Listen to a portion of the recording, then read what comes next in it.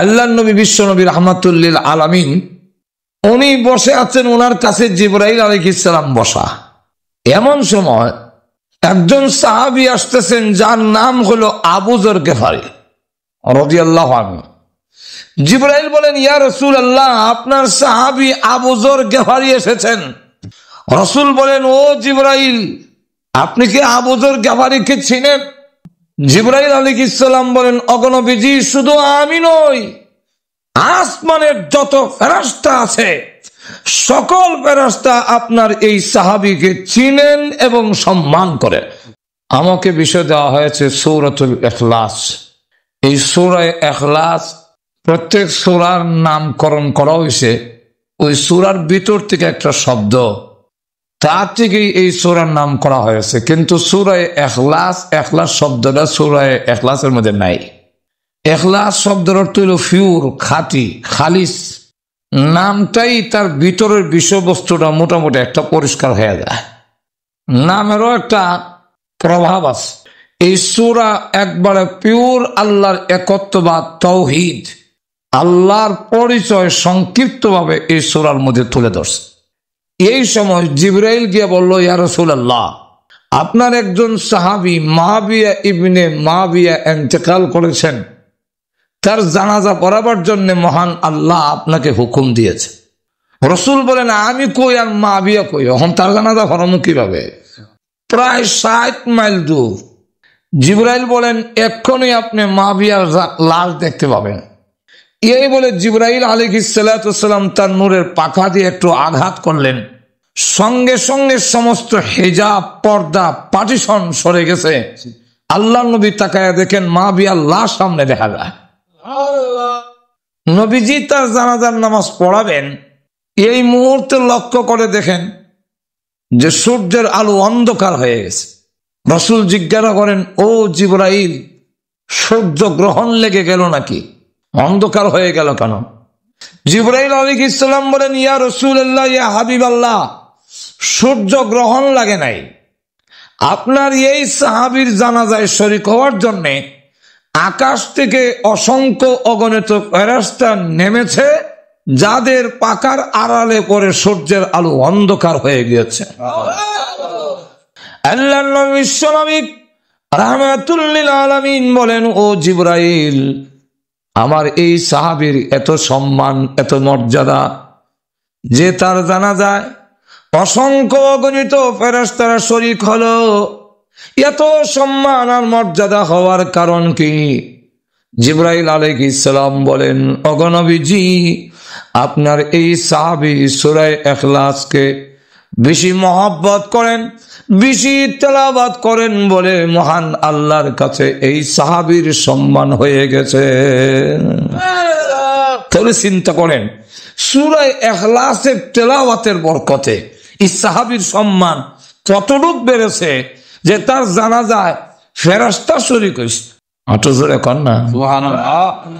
আমাদের কোন লোকের জানাজায় যদি মন্ত্রী, এমপি, মিনিস্টার শরীক হয়, তখন যায় সময় একজন আরেকজনের মাথে, বেটারে আমরা চিনতাম পারছি না, বা বেটার দাম আছে, দেখো কত মন্ত্রী আর এমপি হয়েছে।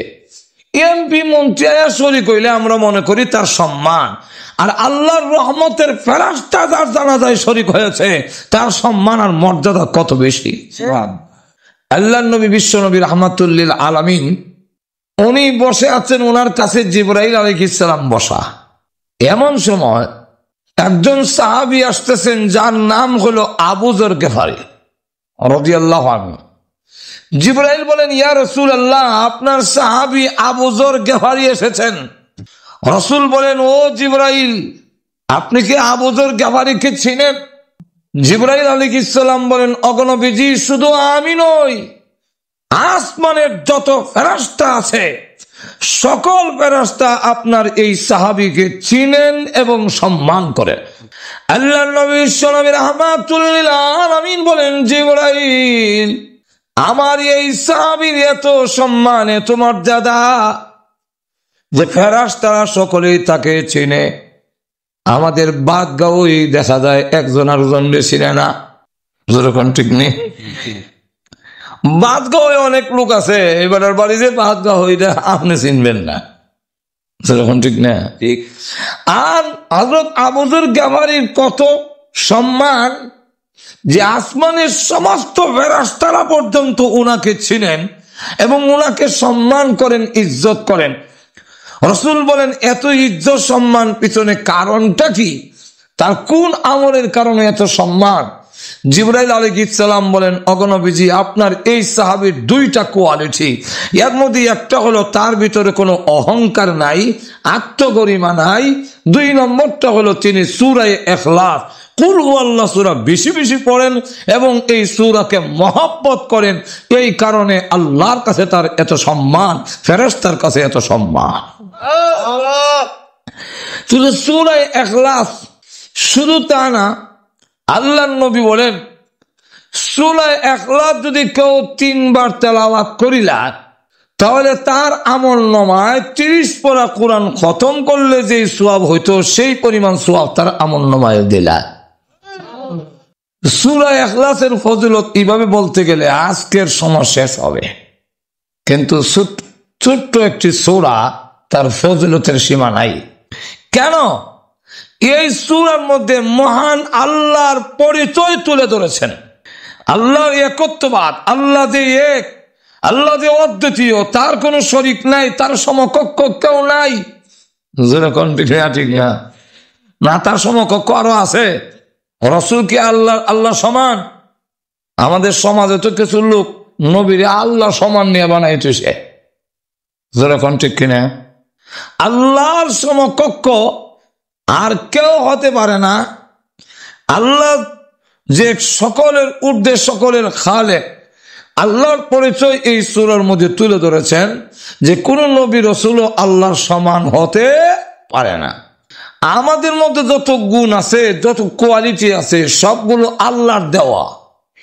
আর আল্লাহর যে গুণ আছে এটা কেউ দেওয়া নয়, আল্লাহর নিজস্ব। এখন ঠিক নেই?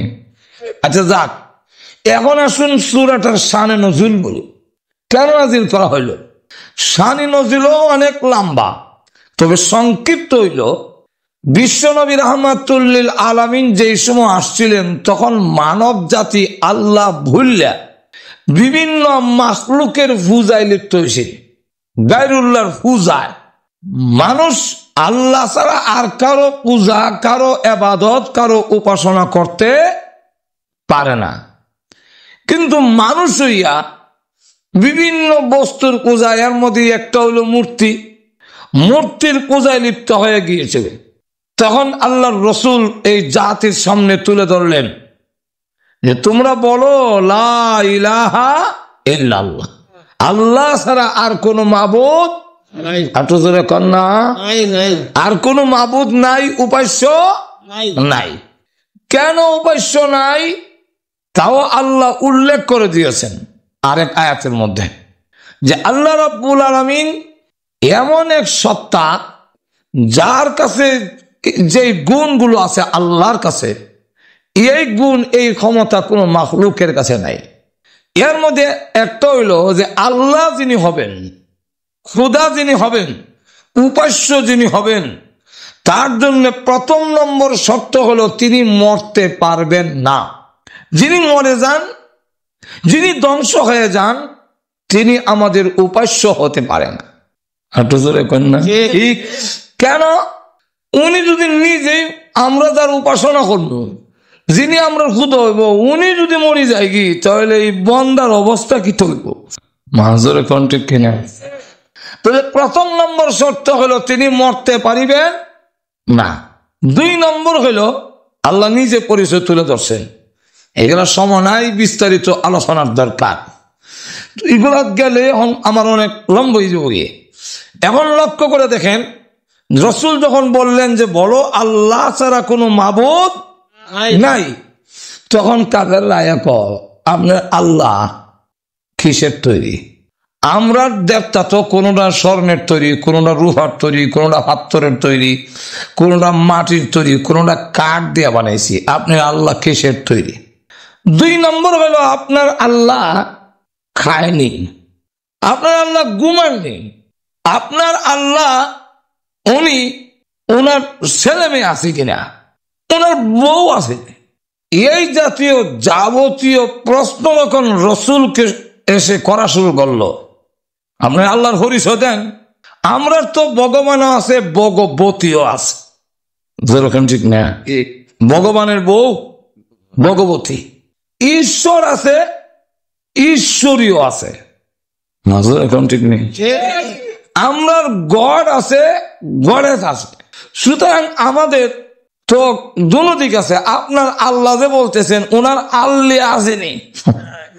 আল্লাহ রাব্বুল আলামিন তখন তাদের জবাব দেওয়ার জন্য সূরা ইখলাস নাযিল করলেন। এখন আমাদের আল্লাহ হলো বহুজন, এক একটা সেক্টরে এক একজন। একজনের নাম গঙ্গা দেবী, উনি গঙ্গায় বিপদে পড়লে সাহায্য করব। একজন হলো শিক্ষা দেবী, শিক্ষা উৎকার লেখাপড়ার লেগে গেলে ওনার কাছে যাইছি, যেরকম ঠিক না? আর একজন হইল লক্ষ্মী দেবী, ও লক্ষ্মীর থেকে ফিরে ফেললে লক্ষ্মী দেবী। এইভাবে এক একটা সেক্টরে এক একজন রেফিট করিয়া শুধু কাবাগরের মধ্যে 360টা মূর্তি আছে, তারা 33 কোটি দেব দেবীর পূজারী। সকলে মিললেও তারা সমস্যার সমাধান করতে পারে না। কেমনে পারবো? এটা তো একটাও জিতা হই না, পারবো কেমনে? মূর্তিগুলো কি জিতা না মরা? মরা। আল্লাহ নিজে বলে আমওয়াতুল গায়রু আহিয়া,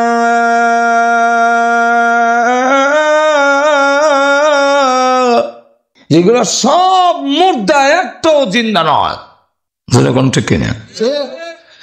বান্দা হইল জিন্দা, খুদা হইল মুর্দা, উল্টোই না। যে পূজা করে হে জিন্দা না মরা, আর যেটা মূর্তি এমন দুর্বল, তার নিজের খাবারটা রক্ষা করতে পারে না, তাহলে তোমরা উপরে ঠাডা হলে হে ফিরাইব কেমনে? যেরকম ঠিক কিনা? ঠাডা তো বড় এক গজব করবো।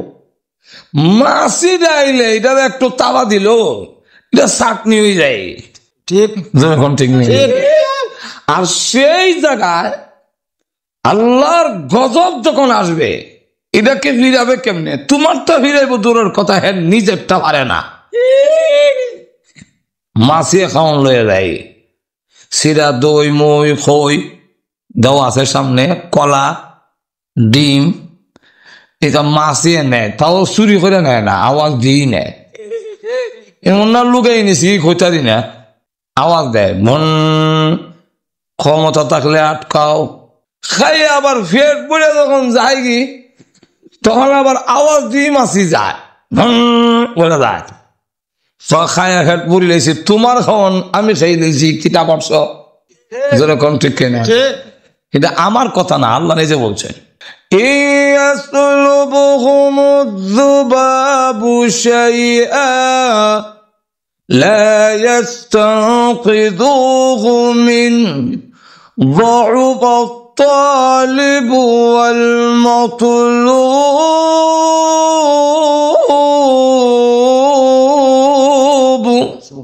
মাছিয়ে খাওয়ান লইয়া যায়, ইয়াসলুবুহুম যুবাব লা ইয়াস্তানকিযুহু মিনহু, রক্ষা করতে পারে না মাছির হাত থেকে তার খাবার। দৌবাত তালিবু ওয়াল মাতলুব, যে কামনা বাসনা পেশ করে সে হইল তালেব, আর যার কাছে করে তার নাম মাতলুব।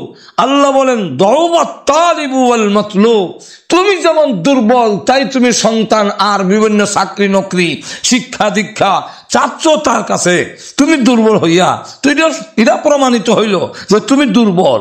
কিন্তু তুমি যার কাছে চাচ্ছ সে তো তোমার থেকে আরো 100 গুণ দুর্বল। দুর্বল না? তাহলে তোমারও রক্ষা করবো কেমনে গজব থেকে? রসুলের সামনে একবার আইসে মূর্তি একটা বগল তুলে দেয়, রসুল জিগাই রে কি যা কই না, আমার দেবতা, এটা আমার ভগবান, তুই তার একটা হাত ভাঙ্গে কেন? কই যে আমি বেরিয়ে ভাঙছি।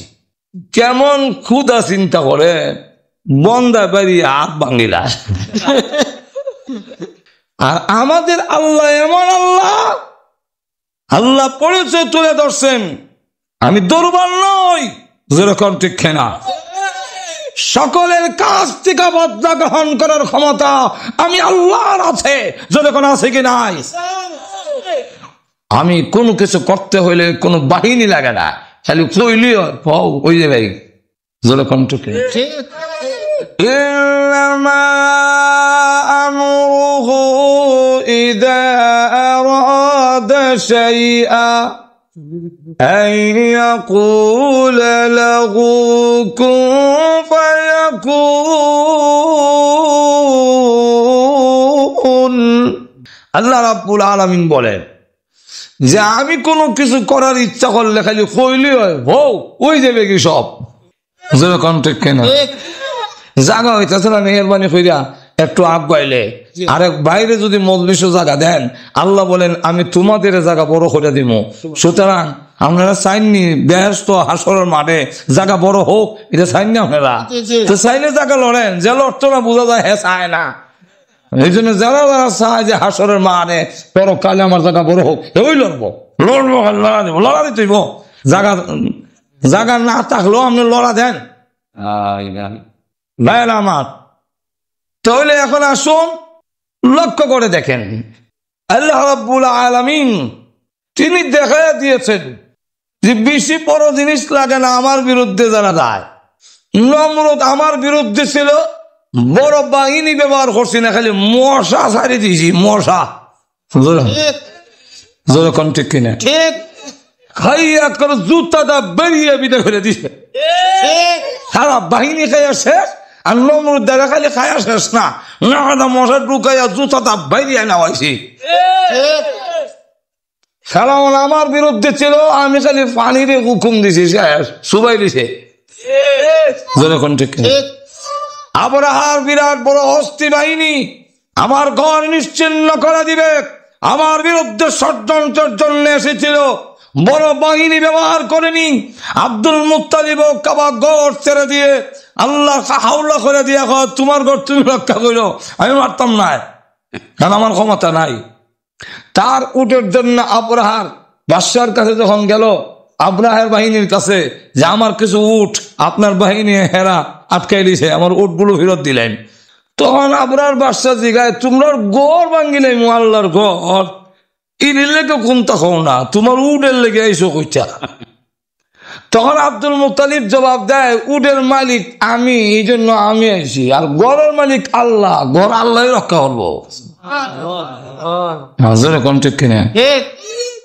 এই বিশাল অস্থি বাহিনীকে ধ্বংস করার জন্য আল্লাহ কোন শক্তিশালী বাহিনী ফেরেশতা পাঠাইলেন না। ছোট আবাবিল পাখি, ছোট ছোট পাখি, চড়া পাখির মতো এই পাখি যথেষ্ট, জোরে কণ্ঠে খেনা এমন ভাবে নেস্তে নাবুদ করে দিল, এক করে গরুয়া ঘাস খাইয়া সাবাইয়া হলাইলে যেরকম কাসফিম মাকুল, এক করে সাবানি ঘাসের মতো হিসা করে লিছে, জোরে কণ্ঠে খেনা ঠিক না। আল্লাহ দেখায় দিয়েছেন আমি দুর্বল নই, আমি সবল, আমার উন্নতি নাই, আমার ঘুম নাই। তো এরা মূর্তির হাত ভাঙি দিয়েছে বেরিয়ে। তো হইল এটা কেন লেগে বাংলা? বাঙ্গার কারণ হইল আমি তো সবসময় এটার সাথে লইয়া চলি, পূজা করি। তুই একদিন ফেসাবে ধরছে, ভাবলাম এটার সাথে লইয়া কেমনে ফেসাব করতাম। এর লেগে গাছের সাথে ধাক্কা দিয়ে চলে গেছে, কারণ হ্যাঁ তো নিজে নিজে খালিতে পারে না। চিন্তা করেন কেমন পাগল মানুষের, যখন নাকি মূল হক থেকে সত্য জিনিস থেকে সরে যায়, তখন তার জ্ঞানের মধ্যে পর্দা করে যায় কি সে হক আর বুঝে না। আমরা দেশে এই সহজ কথাটা বুঝে না যে নবী যেদিন দুনিয়াতে আইলেন এদিন তো বিদায় হইলেন, সুতরাং রসুলের বিদায়ের তারিখে যে আনন্দ মিছিল হইতে পারে না, কেউ বিদায়ের তারিখে আনন্দ হতে পারে না, এটা দুঃখ হতে পারে। কারণ মহব্বতের জিনিস যদি হয় আর মহব্বতের যে হয় তার মৃত্যুর তারিখে কোনো আনন্দ করতে পারে না, এই সহজ জিনিসটা ওরা বুঝে না। এরা নবীজির বিদায়ের তারিখে আনন্দ মিছিল দিয়া আর নিজেরা গর্বের সাথে খায়। কেন বুঝে না? যখন বাতিল হয়ে যায়, ভুল হতে রওনা হয়, তখন হক পথ দেখে না, পর্দা পড়ে যায় গিয়ে হক দেখেওই না। এটা আমার কথা না, আল্লাহ কোরআনে বলছেন। এরা বুঝাইলে দেখে না কেনে, হক বুঝে না কেনে, সব বুঝে। আল্লাহ বলেন সাতামাল্লাহু আলা কুলুবিহিম ওয়া আলা সামইহিম ওয়া আলা আবসারিহিম গিশাওয়া। আল্লাহ রাব্বুল আলামিন বলে যে তারা চোখের সামনে ওয়া আলা আবসারিহিম গিশাওয়া, পর্দা পড়ে যায়, এরা আর সব জিনিস দেখে না। وجعلنا من بين أيديهم سدا ومن خلفهم سدا فأغشيناهم فهم لا يبصرون। তার অবস্থা কি হয়? وجعلنا من بين أيديهم سدا, তারা সামনে দেওয়াল, অমিন খালফিহিম সাদ্দা, পিছনের দিকেও তারা দেওয়াল, ফাগশাইনাহুম, তাকে বেষ্টন করে ফেলেছে বাতিলের পর্দায়, এমন ভাবে তাকে নাহকের পর্দায় বেষ্টন করে ফেলেছে। ফাগশাইনাহুম ফাহুম লা ইউবসিরুন, এরা আর সত্য জিনিস দেখে না, দেখে না যে এরকম না। ফাগশাইনাহুম ফাহুম লা ইউবসিরুন, আল্লাহ বলেন দেখে না। তো দেখে না বলতে এবারের বউ কি দেখে না, এবারের ব্যবসা বাণিজ্য দেখে না, এবারের হুড়ি দেখে না, সমস্ত দেখতেছে, তো দেখে না কেমনে? আগশাইনাহুম ফাহুম লা ইউবসিরুন, এই লা ইউবসিরুনের অর্থ হইল এরা সত্য জিনিস আর দেখে না। যাক, এখন ভাত্তর দিয়া করছে কি তা আমি বাংছি বেলে খেল লাগে বেলে খারাপ হলে তৈছি, আর আমি পেশাব করে দূরে হঠাৎ করে দেখি আওয়াজ হইতেছে, পেশাবের আওয়াজ পিছিয়ে দিয়া শ্বাসা ডাকতেছে। চাইলাম দেখি কুকুরের নিয়ম হইল যেখানে উষা দেখবো বিগণ এক সরাত ছেড়ে দেওয়া যাবে। লক্ষ্য করে দেখেন কুত্তা ধরে ধরে রাস্তাটা যায়, আর যেমনি গাছ দেখে তেমনি উঙ্গে উঙ্গে আবার ধরে যায়, আবার গিয়ে যখন খেরের টাল দেখছে তো টালটা দেখে দেখে উষা, এমনি আবার দঙ্গে আবার সারে জায়গা জায়গায় কেন 100 টাকা, কেন 150 টাকা, কেন 200 টাকা, জায়গা জায়গায় সরাক ছেড়ে যায়।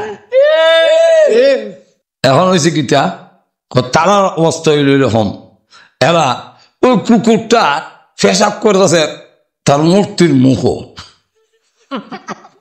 এমনি পেশাব তুই দৌড়তেছে, ও ভগবান ও ভগবান দূর কও তোমার মুখ মুচাইতেছে। তো দূর কইল না, এমন রাগ উঠছে সে বাইরে হাত ভাঙিলিস।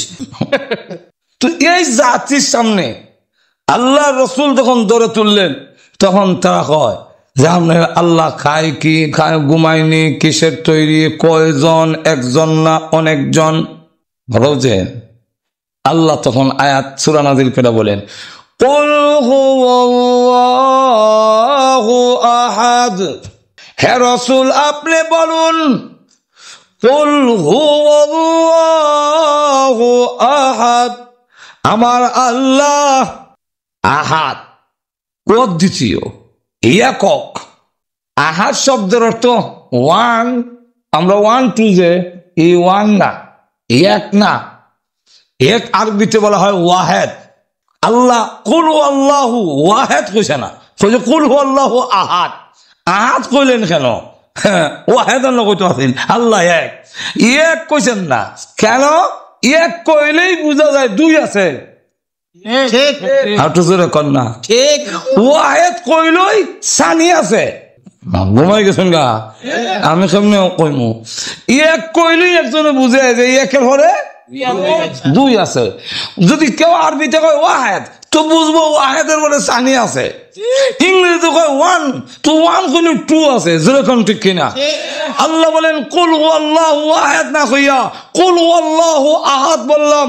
আমার 2 নাই, আমার সানি নাই, আমার দ্বিতীয় নাই, আমি অদ্বিতীয়, আমি একক, আমি আল্লাহর কোনো দ্বিতীয় হয় না। আমি আল্লাহ হইলাম কুল হুয়াল্লাহু আহাদ, আমি আল্লাহ এক না, একক, অদ্বিতীয়, যার কোনো দ্বিতীয় নাই, 2 নাই। প্রিয় শ্রোতা, মাস্টার পয়েন্ট টিউব চ্যানেলটি সাবস্ক্রাইব করে বেল আইকনটি প্রেস করে রাখুন, কারণ সামনে আরো গুরুত্বপূর্ণ ওয়াজ নয়েজ মুক্ত উন্নত সাউন্ডে আপলোড করা হবে ইনশাআল্লাহ। আল্লাহ এখন এই পরিস্থিতিতে গেলে অনেক লম্বা সময় লাগবে। এরপরে বলেন আল্লাহু সামাদ, আল্লাহ হলেন সামাদ। আল্লাহর পরিস্থিতিকে বলেন আল্লাহ কি? সামাদ। সামাদ কি? সামাদের বাংলা অর্থ মানে সহজ তর্জমাটা হইল ও মুকাফিকি, বেনিয়াজ। ফার্সিতে বা উর্দুতে হয় বে নিয়াজ, বাংলা হয় ও মুকাফিকি। এটা হইল তার সহজ তর্জমা। কিন্তু ব্যাখ্যা কি? ব্যাখ্যা হইল সমাদ হইল তার নাম, তিনি অমুকাফিকি মানি ও কাফেররা, তোমরা যে বলছো যে আপনার আল্লাহ কিসের তৈরি, তোমরা খুদা হইল মাটির মুখাবিকি, মাটি দিয়া বানান লাগে। তোমাদের খোদা হইল কাঠের মুখাবিকি, কাঠ দিয়া বানান লাগে। তোমাদের খোদা হইল পাথরের মুখাবিকি, পাথর দিয়া বানান লাগে। তোমাদের খোদা হইল রূপার মুখাবিকি, রূপা দিয়া বানাইতে হয়। আমার আল্লাহ রূপার মুখাবিকি নয়, স্বর্ণের মুখাবিকি নয়, নূরের মুখাবিকি নয়। আল্লাহ কোনো বস্তুর তৈরি নয়, আমার আল্লাহ কোন বস্তুর তৈরি নয়, কোন বস্তুর মুখাবিকি তিনি নন।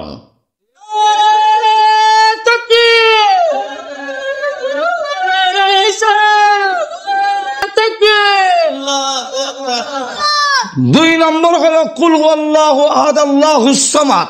আল্লাহ হলেন সামাদ মানে অমুখাবিকি। তোমাদের মূর্তি হইল এটা হইল এমনি মরা, আর এটা ছাড়া যেগুলোর গুম আছে, অন্য কোনো বস্তুকে যদি করো তাহলে সে গুমায়, সে মরে থাকে।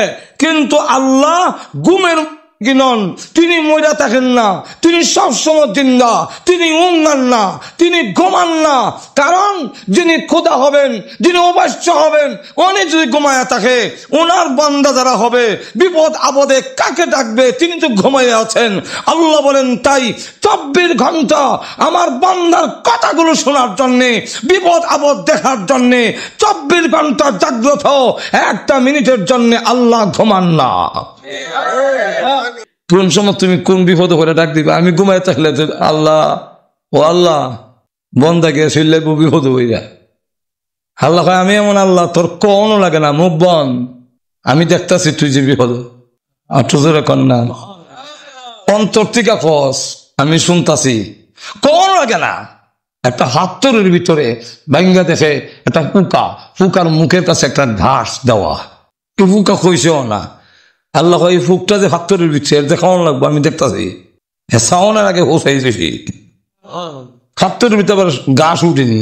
আল্লাহ গাছ তুলে রাখছে, খা তোর খাওয়ান রাখছে। তার নাম হইল আরো যখন, তার নাম কি? আল্লাহু আকবার। কোন এটার ব্যাখ্যা দিতে গেলে কয়েকদিন লাগবে।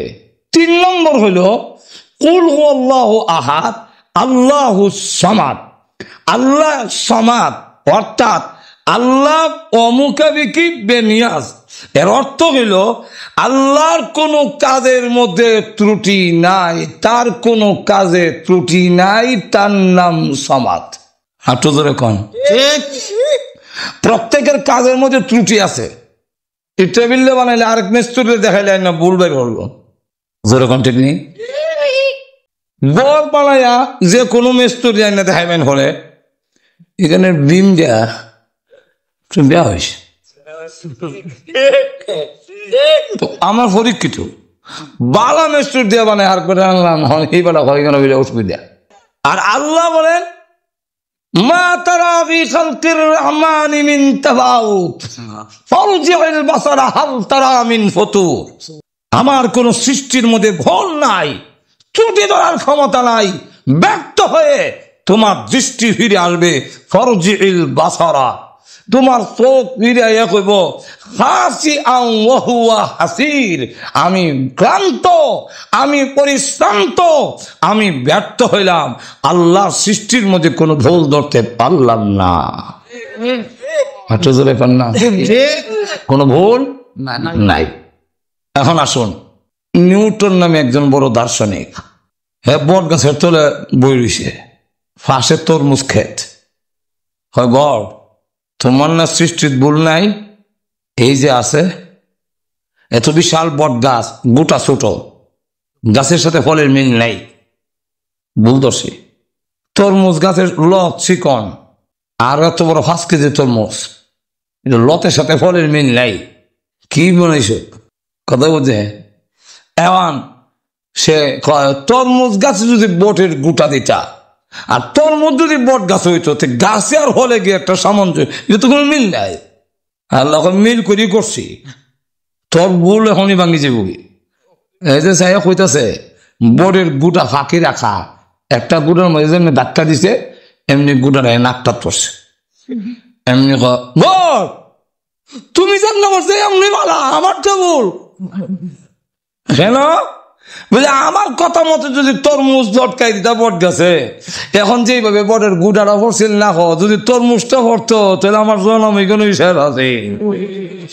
তাই ঘর তোমার আসলে ত্রুটি নেই, তুমি তো বুঝি লাগাইছো। আমরুলে লাগাই দিলাম হইলে তরমুজ নিয়ে ফিট করে দিলাম কেন? আর মানুষের তালু থইলে কত মানুষের মন লইলে বলে এখন ঠিক না ঠিক না। আরেকটা কয় আল্লাহ নৌকাত বইয়া যায় জায়গা নাই এমন ভিড়, আল্লাহ হর জোড়া জোড়ার মধ্যে এইভাবে কবজা না লাগাইয়া আলাদা দরজার মধ্যে যে কবজা লাগায়, এইভাবে স্কুপ যদি নাট বাইরে থাকতো খুললে ফাউডে বেগত হইতাম, জায়গাও কম লাগতো, আর লাম্বার আগে আবার লাগাইয়া নামিয়ে যেতাম কি। আল্লাহ রাখ আমার সৃষ্টির মধ্যে ভুল ধরতে গেছো, যা তোর সৃষ্টির মধ্যে ভুল ধরতে গিয়া নৌকাটা মাঝখানে গিয়ে ডুবে গেছি বিলের মাঝখানে গিয়া। এখন তো নৌকা ডুববা সাতটায় সত্তরা যে কইছিল এও কোনো রকমে হেরো আল্লাহ মরতে দিছে না, কারণ হেতো কইয়া দিত মরি গেল কথা জানি শিক্ষা হয় তো কই চলে হয়ে গেছে। এর লেগে কইবার লেগিয়া হ্যাঁ 7টায় দেখে হ্যাঁ জুতা গেছে একদিকে, ছাতা গেছে একদিকে, হ্যাঁ ব্যাগ গেছে গিয়ে একদিকে, এমনকি সাঁতারতে হ্যাঁ করণের লঙ্গি কুইল্লা গেছে কি। এখন ভাড়ের কাছে কোনো আল্লাহ মাফ চাই, তুমি যেমন করছো এমনি বালা। আমার কথা মতে নাট বল্টু যদি বাড়িতে থাকতো আর কুইল্লা ব্যাগের মধ্যে ভাও তৈতাম, এখন আমার ব্যাগ যেভাবে গেছে ভাও হচ্ছে গেল কইলে নদীটা। যাক বিস্তারিত কোনের টাইম নেই। আল্লাহ বলেন আল্লাহ সামাদ, আল্লাহ হলেন বেনিয়াদ, অমুকাবিকে কয়ে দিন আল্লাহ কোনো নূরের তৈরিও না। নূরের তৈরি হইলে আর নূর আগে অন লাগে, আল্লাহ পরে অন লাগে। নূর ধ্বংস হবে, আল্লাহ ধ্বংস হবে না। ঠিক না? তাহলে নূর দিয়ে হইলে নূর আল্লাহর আগে কাটা বানাইলো বহু। এই জন্য আল্লাহ কোনো নূর নয়, আল্লাহ কোনো বস্তুর তৈরি নয়। আল্লাহ কিতাব আল্লাহ আল্লাহ ওই ঠিক না ঠিক না? ইয়ার থেকে বেশি আর যাইও না, এতটুকু তাহ। এরপরে বলছেন লাম ইয়ালিদ ওয়ালাম ইউলাদ। আল্লাহ রাব্বুল আলামিন বলেন যে আমারে কেউ জন্ম দিছে না, আমিও কেউ রে লাম ইয়ালিদ ওয়ালাম ইউলাদ। এক কথায় অনেক কারো জন্ম নন, ওনার মা বাবা নাই, ওনার কোনো ছেলে মেয়েও ছেলে মেয়েও নাই। লাম ইয়ালিদ ওয়ালাম ইউলাদ ওয়ালাম ইয়াকুল লাহু কুফুয়ান আহাদ, তার সমকক্ষ আর কেউ নাই। শেষ কথাটা হইল, এখন প্রশ্ন হয় এক আল্লাহ এতগুলো কাজ আঞ্জাম দিবেন কেমনে? শীত গরম, সুখ দুঃখ, বিপদ আপদ, শিক্ষা মিথ্যা যা আছে, এই কোটি কোটি জিনিস বিভিন্ন সেক্টর আল্লাহ এক এক কেমনে পরিচালনা করবেন, এটা আল্লাহর পক্ষে করা কি সম্ভব? কাবেররা কয় 33 কোটি দেবতা মিল্লা যেখানে আমাদের সমাধান করতে পারে না, এক আল্লাহ করবো কেমনে? আবু জাইল্লা কইছিল, আমি আপনারা জিজ্ঞাসা করি এক আল্লাহ সবগুলো পরিচালনার ক্ষমতা আসেনি? আমার বাইলে বাইলে কইছেন আছে, কিন্তু জিগাইলে কেমনে মিলে হ্যাঁ হ্যাঁ আল্লাহ না। একটা যুক্তি মনে রাখেন, সমস্ত নাস্তিক মোর্তাদের জবাব দেওয়ার জন্য একটা যুক্তি যথেষ্ট। এই যুক্তিটা হইল বিদ্যুৎ একটা শক্তি, যেরকম ঠিক নেই? ওই বিদ্যুৎ যখন নাকি নিয়ে বাল্বের মধ্যে ফিট করে তখন কি দেয়? এই দুইটা তার নিয়ে যদি ফ্যানের মধ্যে ফিট করে তখন কি দিব? বাতাস। এই দুইটা তার নিয়ে যদি ফ্রিজের মধ্যে লাগায় তখন কি দেয়? ঠান্ডা। এই দুইটা তার যদি নিয়ে হিটারও লাগায় তখন কি দেয়? আগুন দেয়। যেরকম ঠিক কিনা? হিটার থেকে আগুন বের হয়। এই দুইটা তার যদি সিরাই না ড্রিল মেশিনের মধ্যে লাগায় তখন দেখা যায় সিঁদুর গুড়গুড়ে মিথ্যামাইতেছে। এই দুইটা তার যদি আন্না আবার ওই যে ওয়ার্নিং দোকানও আছে না, যেখানে গ্রিল টিল বানায়, হেরার দোকানে দেখবেন দুইটার মাঝখানে জোড়া লাগায়, ঠিক যেরকম ঠিক কিনা ঠিক বিদ্যুৎ একটা শক্তি, এটা বাল্ব লাগাইলে আলো, ফ্যানে লাগাইলে বাতাস, ফ্রিজের মধ্যে দিলে ঠান্ডা, হিটারের মধ্যে দিলে আগুন, এয়ার কন্ডিশনে দিলে গরমও দেয় আবার ঠান্ডাও দেয়, আবার ড্রিল মেশিন লাগাইলে সেতুর খুঁজে লায়। এক বিদ্যুৎ শক্তি যদি এত হাজার হাজার কাজ আঞ্জাম দেওয়া যায়, তো সমস্ত ক্ষমতার উৎস যেই আল্লাহ, সেই আল্লাহ বলেন আমি একা সবগুলো পরিচালনা আমার দ্বারা সম্ভব, এবং সবগুলো পরিচালনা করতে আমি আল্লাহ দুর্বল হই না। আল্লাহ রাব্বুল আলামিন আল্লাহর এই একত্ববাদ আমাদের বুঝার তৌফিক দান করুন, সকলে বলেন আমিন। প্রিয় শ্রোতা, মাস্টার পয়েন্ট ইউটিউব চ্যানেলের এই ওয়াজটির সাউন্ড কোয়ালিটি আপনাদের ভালো লাগলে লাইক দিতে ভুলবেন না। ধন্যবাদ। একই বক্তার আরও ওয়াজ উন্নত সাউন্ডে শুনতে প্লেলিস্ট অপশন দেখুন। আমার সময় আছে বাদ মাগরিব, আরো ঈদের পরে আরো 3টা বুঝলেন, এটা আছে এলাকা বাদ মাগরিব, কিন্তু ধরতে পারছি না, কারণ ইয়ের লাগে গ্যাসের সিরিয়াল হইয়া গেছি 1 ঘন্টা দিবি আমাদের কাছে টাইম শেষ হইয়া, বুঝলেন না। আবার তো গাড়িরও খাওয়ান লাগে, খাওয়ান ছাড়া কি আবার আইতাম আমি আর না খাইয়া চলতাম পারি, কিন্তু গাড়িরে তো খাওয়ান না দিয়ে 1 ইঞ্চিও চলতো না, যেরকম ঠিক না ঠিক না। তো এই জন্য এখন আপনাদের যে জনী দাওয়াতি মেহমান, ওনার সময় আমি নষ্ট করলাম, কথা বলছেন, আরেক বক্তার টাইম আমি খাইতেছি, কথা বলছেন না, এইটু জুলুম অন্যায়। আলহামদুলিল্লাহ। ربنا ظلمنا أنفسنا وإن لم تغفر لنا وترحمنا لنكونن من الخاسرين ربنا اغفر لنا ولوالدينا رب ارحمهما كما ربياني صغيرا। রব্বুল আলামিন तमाम জীবনের গুনার বোঝা মাথায় নিয়ে হাত বাড়াইলাম, মেহেরবানি করে জিন্দেগির গুনাহ মাফ করে দাও। আল্লাহ আমাদের মধ্যে যারা বিমারি আছেন সেবা করে দাও। আল্লাহ আমাদের সন্তানগুলোকে নামাজি দিনদার বানায়া দাও। আল্লাহ আজকের এই মাহফিলের আয়োজন যারা করেছেন, তোমার যেই বান্দা বান্দিরা এই মাহফিলে শরীক হয়েছেন, আয় আল্লাহ টাকা পয়সা দিয়া দেশ বিদেশ থেকে যারা সাহায্য করছেন, আল্লাহ সকলের জন্য এই মাহফিল নাজাতের উসিলা বানায়া দাও। রব্বুল আলামিন আল্লাহ মেহেরবানি করে আল্লাহ আমাদের পক্ষ থেকে আল্লাহ কোটি দরুদ আর সালাম সোনার মদিনা পৌঁছাইয়া দাও। আয় আল্লাহ তাআলা মেহেরবানি করে আমাদের সকলকে তুমি আল্লাহ মাফ করে দাও। আয় আল্লাহ নবীর জিয়ারত নসিব করে দাও।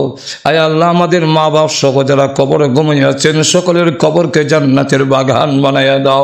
এই এলাকার মাটির নিচে তোমার ঘুমিয়ে আছেন, সকলের কবরকে জান্নাতের টুকরা বানাইয়া দাও।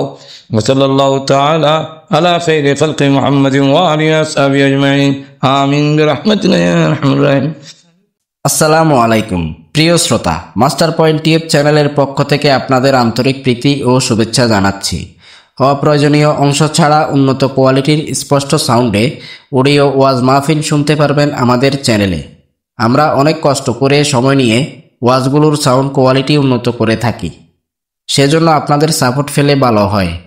আমাদের চ্যানেলটি সাবস্ক্রাইব করে লাইক, কমেন্ট ও শেয়ারের মাধ্যমে আমাদের সাপোর্ট করতে পারেন। আমাদের চ্যানেলে প্লেলিস্ট অপশনে ওয়াজগুলো সাজিয়ে রাখা আছে, আপনারা প্লেলিস্ট থেকে ওয়াজগুলো নিয়মিত শুনতে পারবেন। প্রতি রাতে ঘুমানোর সময় বা কাজ করতে করতে আমাদের চ্যানেলের ওয়াজগুলো শুনতে পারেন। আর কোন বক্তার কোন ওয়াজটি আপনারা উন্নত কোয়ালিটির সাউন্ডে শুনতে চান, সেটা আমাদের কমেন্ট করে জানাতে পারেন, আমরা সেটি নিয়ে কাজ করব ইনশাল্লাহ। ভালো থাকুন, সুস্থ থাকুন, মাস্টার পয়েন্ট ইউটিউব চ্যানেলের সাথেই থাকুন। আল্লাহ হাফেজ।